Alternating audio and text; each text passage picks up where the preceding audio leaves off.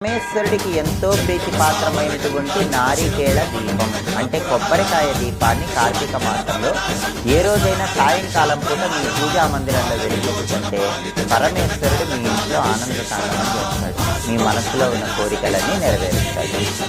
అయితే ఈ నారికేళ దీపాన్ని కార్తీక మాసంలో వచ్చే సోమవారాలు ప్రదోష కాలంలో వెలిగిస్తే ఇంకా అద్భుతమైన ఫలితాలు కలుగుతాయి. అలా వీలు కాని పక్షంలో ఏ రోజైనా ప్రదోష కాలం అంటే శివుడికి ప్రియం కాబట్టి ప్రదోష కాలంలో ఈ నారికేళ దీపాన్ని వెలిగించుకోవచ్చు. ఈ నారికేళ దీపాన్ని ఎలా వెలిగించాలంటే మీ గృహంలో పూజా మందిరంలో పరమేశ్వరుడి చిత్రపటానికి లేదా లింగ స్వరూపానికి గంధం బొట్లు కుంకుమ బొట్లు పెట్టి ఆ తర్వాత శివుడి దగ్గర ఒక పీట ఏర్పాటు చేసుకోవాలి. పూజలు చేసుకోవటానికి ఉపయోగించి ఒక చిన్న పీట ఏర్పాటు చేసి ఆ పీటకు పసుపు రాసి కుంకుమ బొట్లు పెట్టి ఆ పీట మీద ఒక రాగి పళ్ళాన్ని ఉంచాలి లేదా ఇత్తడి పళ్ళాన్ని.